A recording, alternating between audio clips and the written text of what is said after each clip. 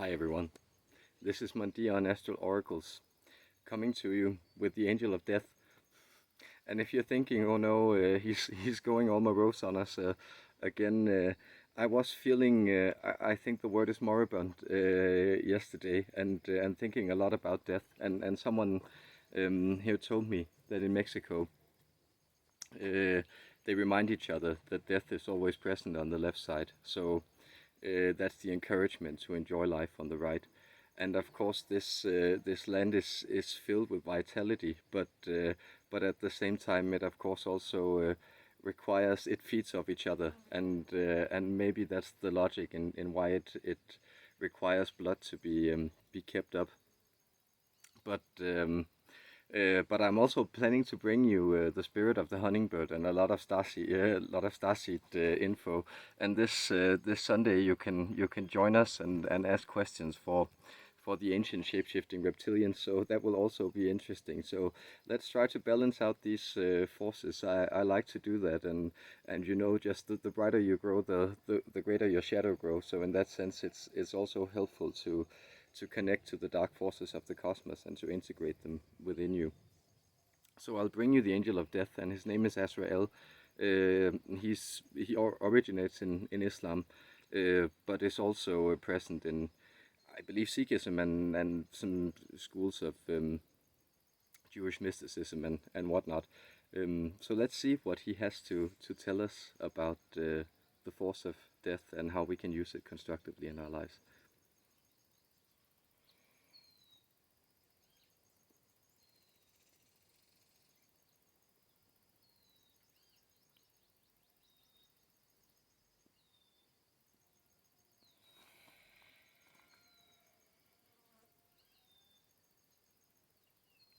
It is I, the Angel of Death, Azrael. I guard a sacred temple. Death is a temple where you go to worship the preciousness of all things that pass. And notice that at this very moment there are different life forms, different small bloodsuckers feeding on our friend here.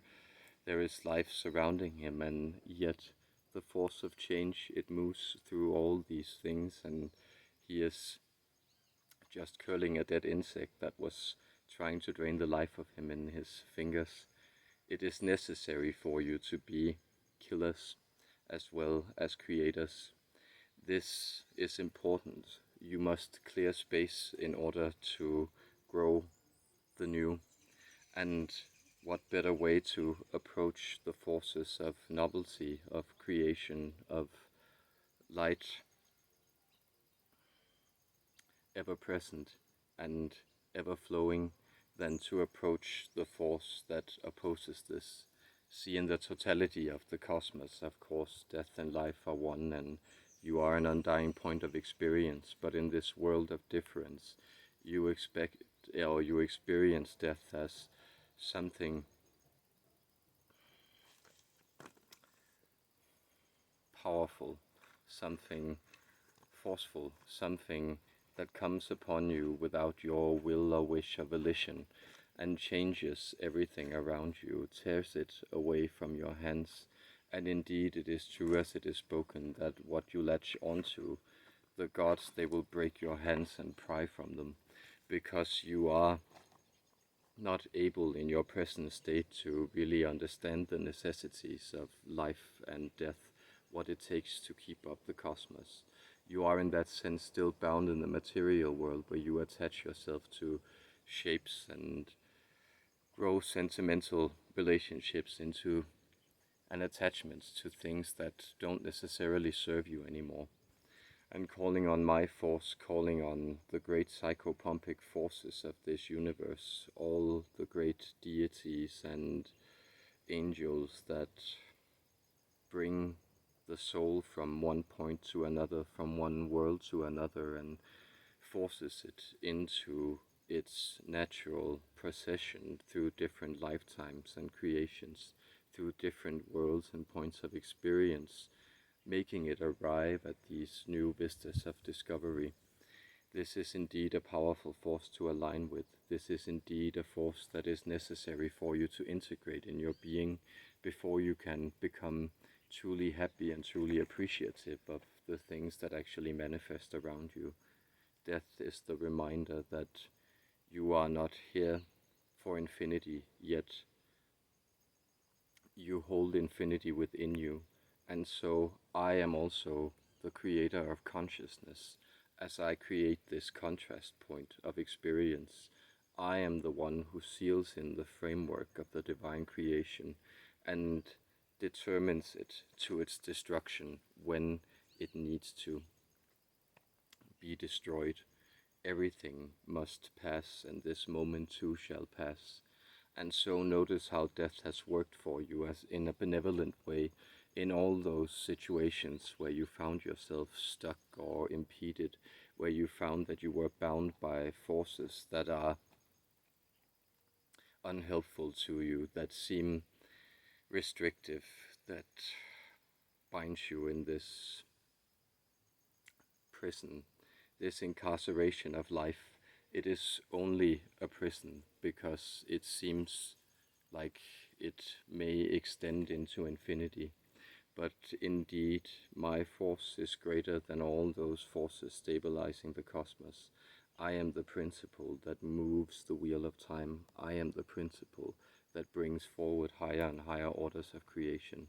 Without me, there would be nothing. And without this nothing, there would be no appreciation of the something that arises in the immediate situations you find yourself in.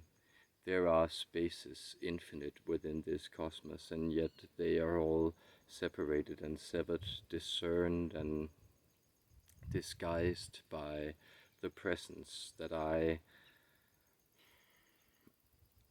allow them to hold. It is my presence that fills this moment with with precious wonder. It is my presence that makes you fear that you may not be able to hold what is dear to you forever, and therefore what is dear to you becomes most dear, becomes most wonderful, becomes most precious. I am that volcanic force within the mountain that breaks it asunder and brings forward flows of new creative life force. I am that thing which makes you appreciate the memories of the ones who have passed because they are no more.